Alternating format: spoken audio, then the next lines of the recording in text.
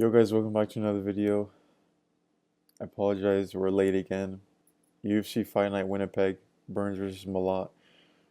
Will Gilbert Burns remind everyone of who he once was in this division and get a long-awaited win? Or will proper Mike Malott break into the top 15 for the first time and get the biggest win of his career in front of the Canadian fans? These are my full card predictions. Let's get right into it. So, first off, Gilbert Burns is obviously, as we know, a former title challenger to Kamaru Usman, and since then he never got back to that kind of opportunity. He's now currently on a 4-fight losing streak, and it sucks to see because it's Gilbert Burns, right? But it's honestly it's never a good thing to see consecutive losses, especially this biggest streak for a guy who is really at the tail end of his career. You know, he's 39. He's getting there. He's getting older in his age. Um, and we've seen this with plenty of fighters over the course of UFC history with going out on a losing streak. You know, Tony Ferguson, and even right now, people would say Israel Adesanya as well. I mean, there's just many. There's many, but you know, even after the loss to Michael Morales, Gilbert Burns said publicly that he really did consider retirement, and you know, he had to take some time off after that fight. He got a bad concussion, and he obviously, I believe, had a baby shortly after that as well. So took basically the rest of the year off. Hasn't fought in a full year, and I think the biggest reason why he did consider retirement was because of the way that he lost. You know, lost in the first round by knockout in that fight, and that's very rare to see for him. It isn't. He isn't the guy. He's a guy that's known for being very tough and durable, and he always brings a fight. And in that fight, he didn't. Um, but it's hard to always really like. Excuse me. It's hard to because Michael Morales is just a freak, you know. So it's hard to really know. But it wasn't a good look. It wasn't, and it was very weird to see because he's given some of the best guys in the world a lot of problems, you know.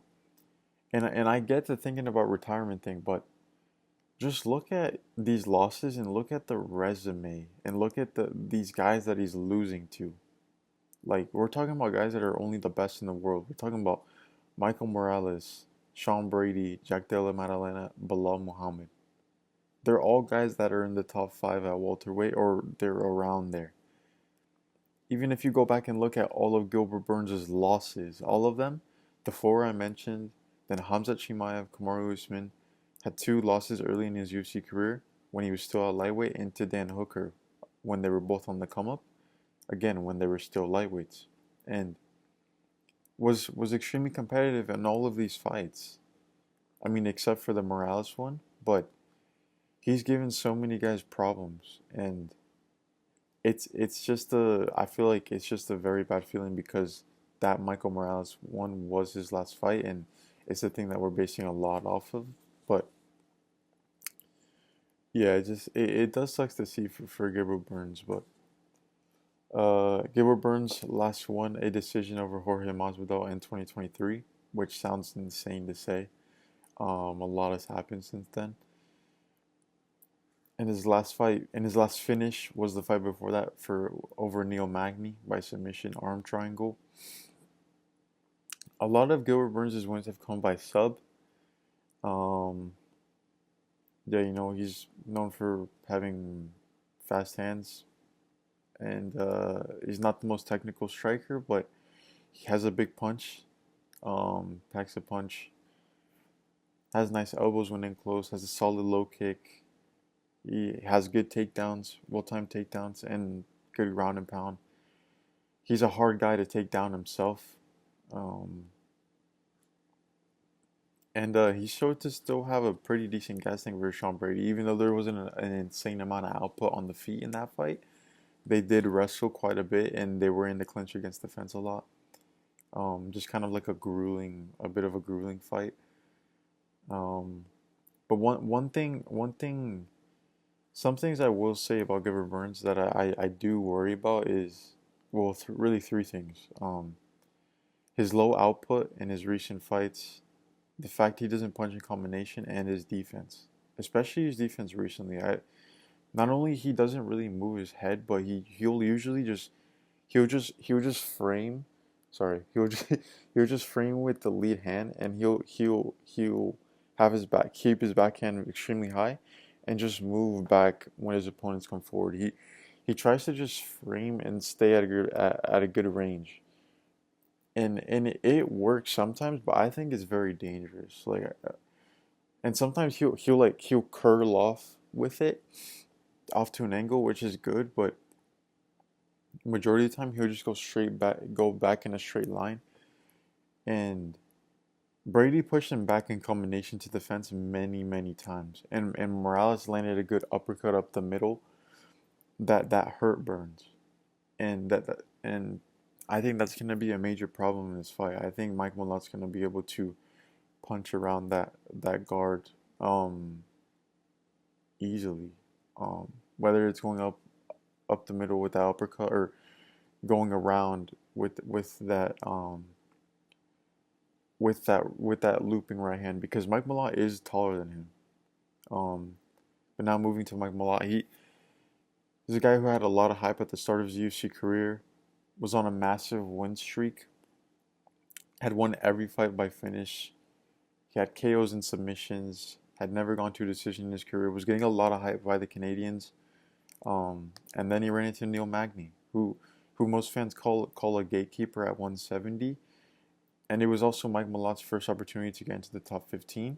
Obviously, he lost that fight by TKO, and he got only his second pro loss. And what a lot of people would say was the fraud check of Mike Malott. You know, many people wrote him off after that. But fast forward to today, he's now on a 3-fight win streak, beating Kevin Holland, Charles Radke, and Trevin Giles. And he showed a lot of maturity in these performances. Before the Magny fight, he had never gone to a decision ever. He's now gone to a decision 2 of his last 3. And I think it's helped him massively. I think it's a big factor to get that cage time, to grow in that aspect and just be more patient and relaxed and not rush anything is a very, very important thing. And he's going to need it because now he's going 5 rounds, and it's very important. I think, and dude, I personally think Mike Malott, like, I don't know what it was about, like, Mike Malott, like, just as a fighter, never really, like, he never, like, stuck out to me for some reason. I don't really know why. Like, the knockout over Radke was really impressive, because I just didn't expect him to do that, but even I just, his fighting style never really appealed to me. It was really weird. But then when I broke down the footage, I actually like started becoming like a bit of a fan of his style. Like, it was very weird. Like, I don't know why I didn't before. I have no idea, but I think he's very good, bro. Like, honestly, a bit underrated. Um has a lot of submission wins, never been subbed or lost by decision, only lost by TKO. Malott is a fighter who he switches stances a lot. He's mainly orthodox, even though he does start a lot of fights southpaw. It's like a weird thing that he does. I think it's just to give like a different look to his opponents early on. But either way, he can fight from both stances very well. Has very good kicks, different variety. This is the thing I don't know why it never stuck out to me. He has very good kicks, low kicks, high kicks, um, body kicks, teep kicks, spinning back kicks, front kicks up the middle, lead high kick, all different kinds of kicks, dude. He has a lot of variety, and he uses his kicks to set up his punches as well. Likes a good from southpaw. Likes a good left kick to the body into a left hand, that kind of thing. And Mike Malott has good punch. He has good pop in his punches. He has very good speed and power, and he's really good in combination. Mostly when he punches, it's always in combination. It's very rare that it's one at a time. Um, He has good counters, like a right hand over the top of his opponent's jab. Really nice left hook, which is probably his best punch. I'd say his punches are equally as good as each other, or his kicks are just slightly better. He's technically really nice on the feet. Mixes it up very well, very patient. Does well to keep the fights at his preferred range. He's very good at getting guys to fight at his pace. Good movement and footwork. Always stays at a good range for himself, and that helps his defense as well. He's really never gotten hurt or knocked down in his UFC fights, like visibly hurt. But he does like not move his head that much, which causes him to get touched up a little bit. And a lot of times he'll walk away from these fights with like a bloody nose. But I think that's just because he has like a leaky nose problem where his nose just bleeds at the instant like first connection of any punch. But he does do well to move his head in combination though. He does well to get his head off center, like in that Radkey finish. Did well to step off to an angle, but also have his head off center line when throwing that left hook. Is really nice. But Malott also has a good wrestling base. Has good takedowns, and if you try to take him down, he has good sweeps on bottom to get back up. And if you attempt a lazy takedown on him, or he just sees a submission opportunity, he will take it. He has a lot of sub wins, like I said, and his favorite submissions are guillotines and arm triangles. Has shown a good gas tank for 5 rounds. Didn't earlier in his career, but he has now. But again, fighting at his pace, and this will be his first 5 rounder, like I said. So, but to give my final prediction on the main event, I'm gonna go with Mike Malott to win by decision. I think I think Malott is going to want to keep this on the feet, and I believe Malott can outstrike him on the feet. He's very underrated on the feet, and as I said, different variety with his kicks, nice punch combinations, has good speed and power. I think the low kicks will have an impact, and not that Gilbert Burns will be really hurt by it, but he's gonna continue to go to that low kick, I think. And the combos of Mike Malott will get through of Burns' defense and push him backwards. Malott just needs to be careful to not run into anything because Gilbert Burns still has power. Um, like I said earlier, I don't think Burns' defense is that great. Malott has a great left hook and a nice well-timed counter right hand off his opponent's jab. I think that punch is something to really look out for. And he looks for it in pretty much every single one of his fights. I could definitely see a scenario where Burns gets a bit lazy with his jab, maybe like in the mid to later rounds, and he gets countered over the top with that right hand. Um, and Malott can also strike from both stances. I think he'll look to land that left body kick when he does go southpaw. Malott had a lot of success with that versus Burns. Then probably turn it into a high kick as the fight goes on. But just has to be careful Burns doesn't catch just has to be careful Burns doesn't catch that kick and try to convert it into a takedown because I think Gilbert Burns is going to try to take this fight to the ground. I think he's going to be grappling heavy. As I said, I believe he'll be outstruck on the feet if he stays there. He has a lot of unique and like crafty ways to get his opponents to the ground, not only just takedowns. Um, but but once he gets Malott there, he will look to land ground and pound, probably even transition him out into and do so. If you go back and look at his Malott's loss to Magny, he lost because he started to fail a little bit, got mounted and ground and pounded, and got finished. But when Burns beat Neil Magny, I know it was a little while ago, but he took Neil Magny down, mounted him, and submitted him. I don't see a scenario where either Malott or Gilbert Burns submit one another. Neither, as I said earlier, neither of them have ever been submitted in the career. But when it gets to the ground in general, even if I'm wrong about Malott wanting to strike and maybe he will be confident in the ground and wants to get takedowns. I just see it ending up back on the feet anyways. Like Burns has good scrambles. Brady tried to get Burns down many times, but he couldn't keep him there. And they both have really good sweeps from bottom.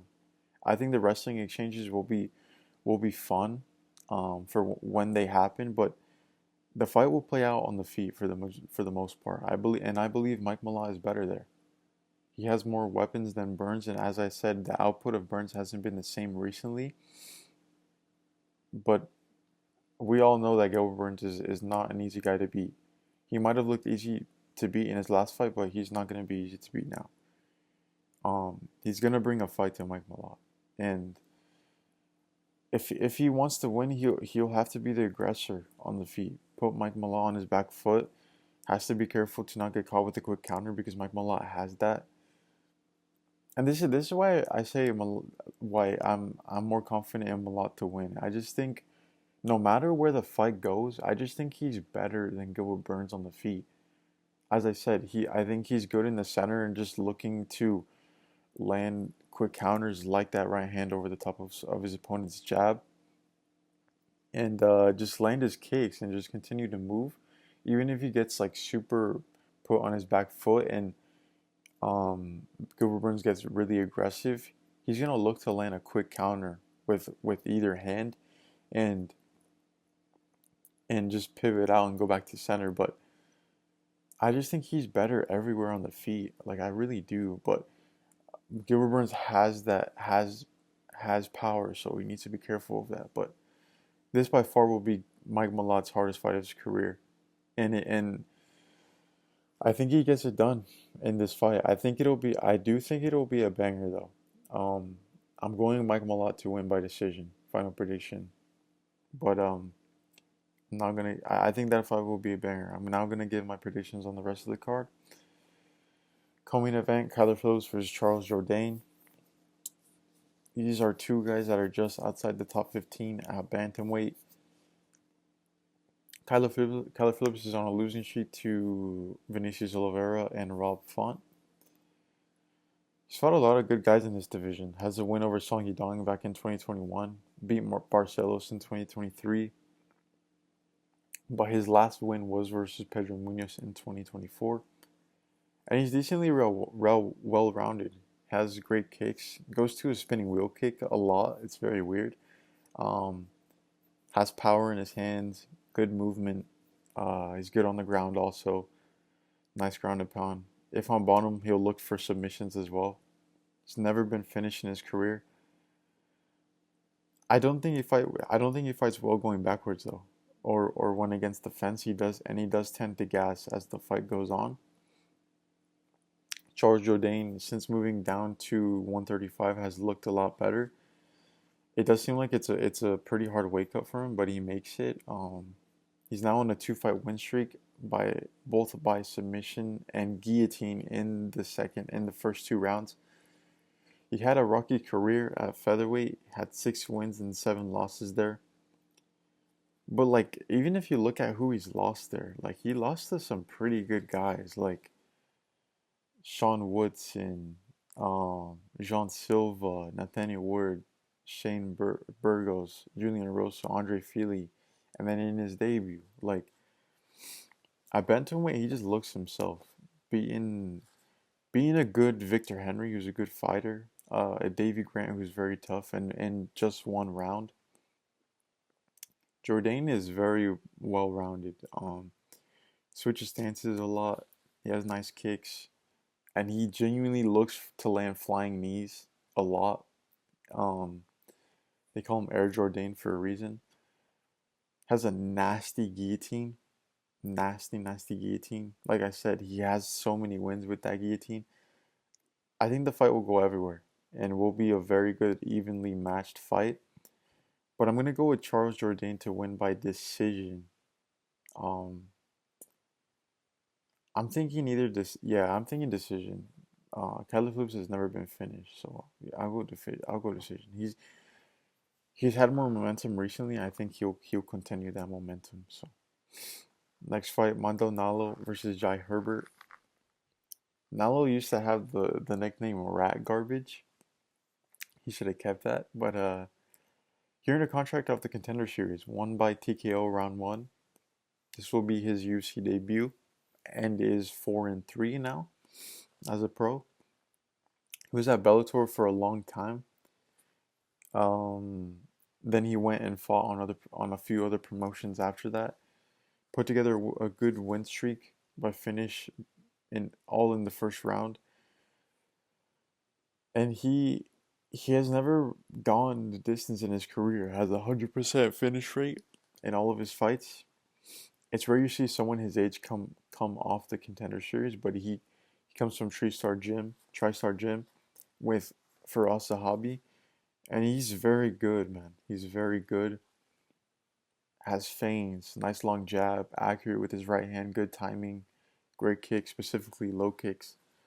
Um, he's subtly aggressive, but he's patient. Keeps opponents at the end of his range always, and he's pretty good everywhere. Has KOs and submission wins. Go watch his KO over Carrington Banks in at Bellator. This guy landed one of the nastiest knees I've ever seen in my life. That knockout was so disgusting, dude. Go watch that. It was nasty. But he's fighting Jai Herbert. Has had an up and down career in his UFC. Has had an up and down UFC career so far. He has more losses than wins. His last 5 fights have gone to a decision. Um, hasn't fought an entire year. Last fought Chris Padilla and lost by split decision. Um, he just hasn't been able to put a consecutive win streak together in the UFC yet. But he's very good, man. He has great striking, keeps that nice rhythm, always feigning, uses footwork, constantly moving, nice combos with his hands, good kicks. And Nallo and Herbert are honestly pretty similar. They're both tall and lanky, around the same age also. Herbert has more experience fighting at this level. He's fought a lot of credible guys, and that's something Nallo doesn't have. But Nallo's been around too. It's just taken him a while to get to this point where he can fight in the UFC. And I think when it comes to the fight, the longer the fight goes, I think there's more of a chance. Excuse me. I think there's more of a chance Nallo loses.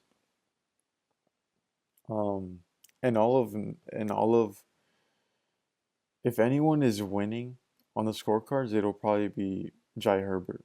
And all of Nalo's losses, two of them ended in round three, and the other close to the midway point of round two. To me, it's a question of do you think Nalo will get a stoppage within the first two rounds? Yes, I think Nalo will get a stoppage within the first two. Nalo comes with that patient pressure, and I don't think Herbert is at his best when fighting on the back foot. And Nalo has KO power. I'll go Nalo by TKO in round two or round one or two. He might get a submission, but Herbert hasn't been submitted in quite some time. Um, I think Nalo wins in his debut. But next fight, Jasudivicius for Karine Silva. Jasudivicius coming off the loss to Manon Fior by TKO. Before that, put together the best winning streak she's ever had in the UFC, winning 4 in a row. She has fundamental boxing, straight punches, decent fundamental boxing and straight punches. Has low kicks, but I do think she's a bit slow on the feet. Um, when it comes to finishing a fight, she's better on the ground. All her finishes in the UFC have been by submission. Karine Silva, also coming off a lost to Macy Barber by unanimous decision.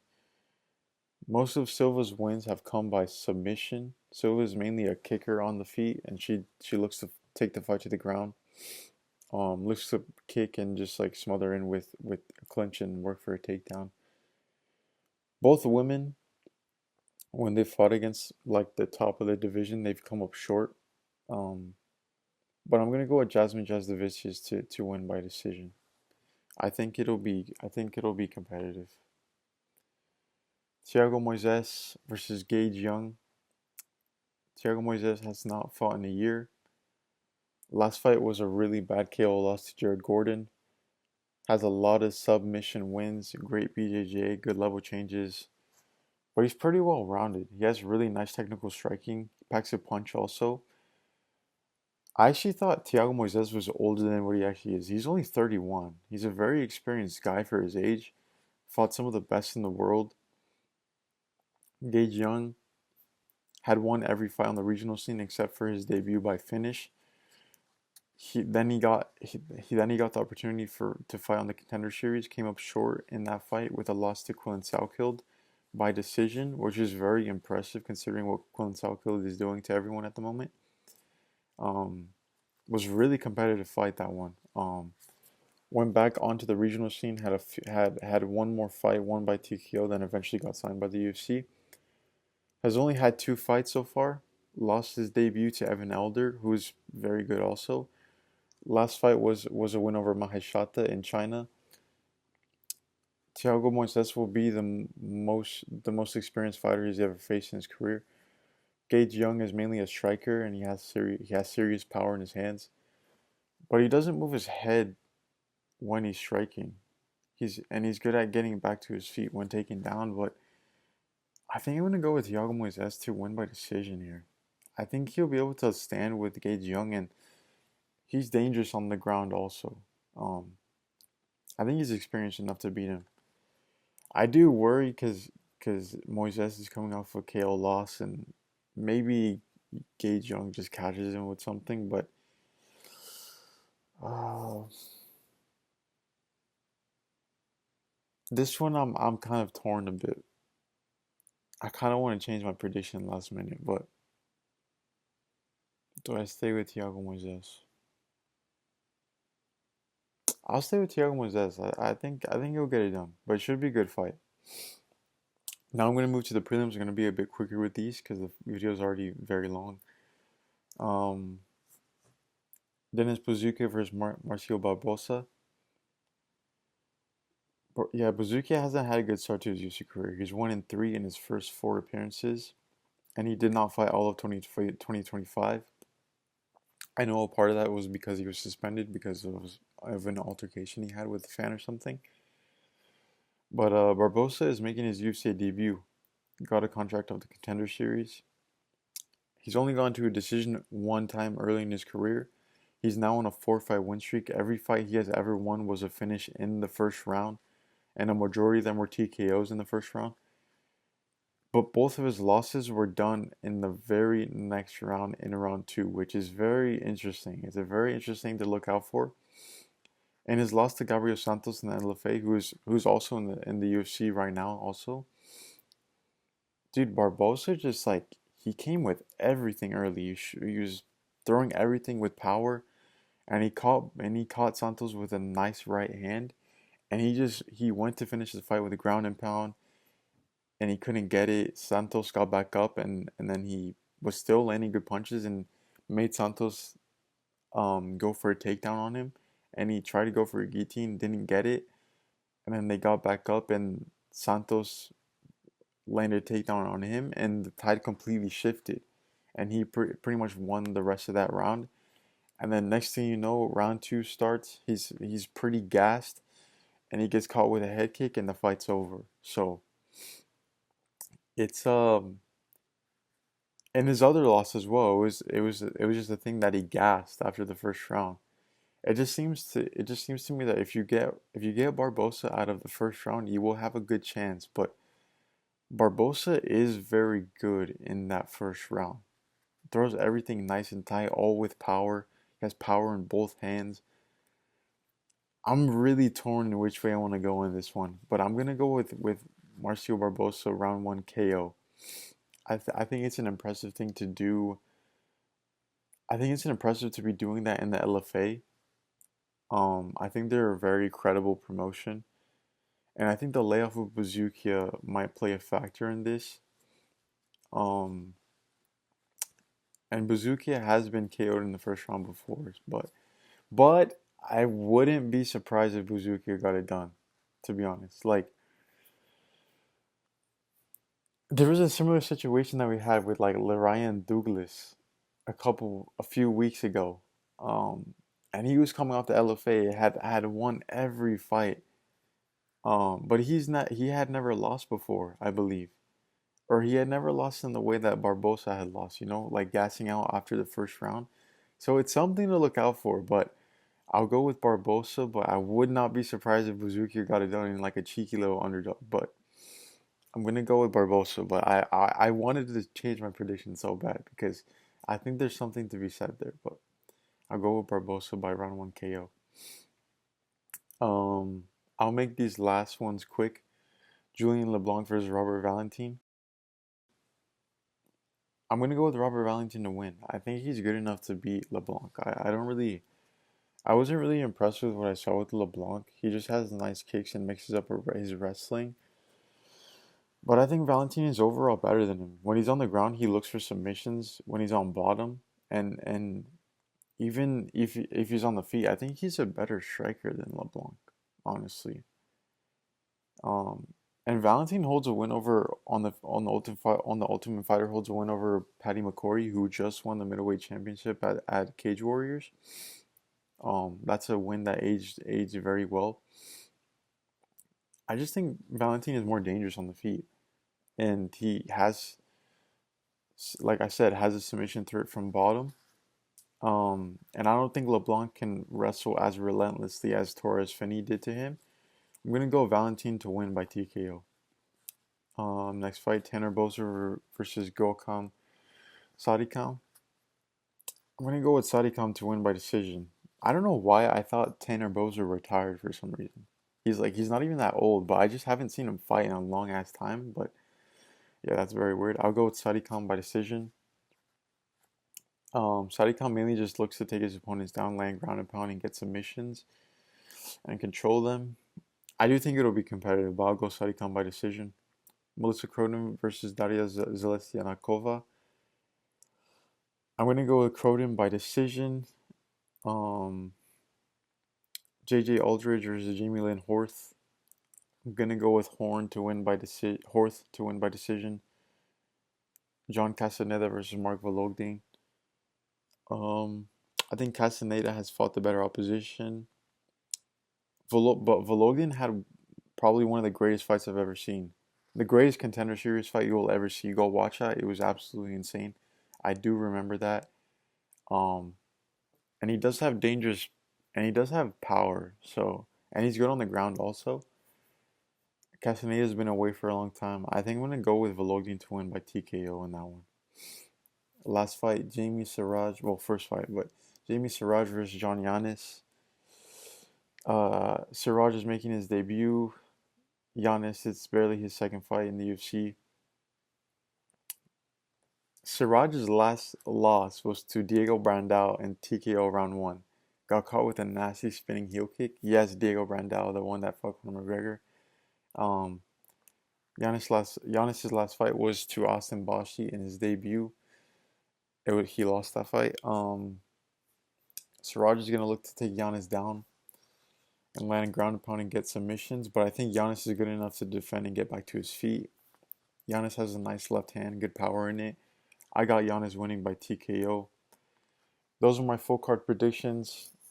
Let me know what you thought in the comments. This video was really dragged. I apologize. I need to make these videos way shorter. But yeah, man. I thank you guys for watching once again. Let me know what you thought on the card. What you think on the card.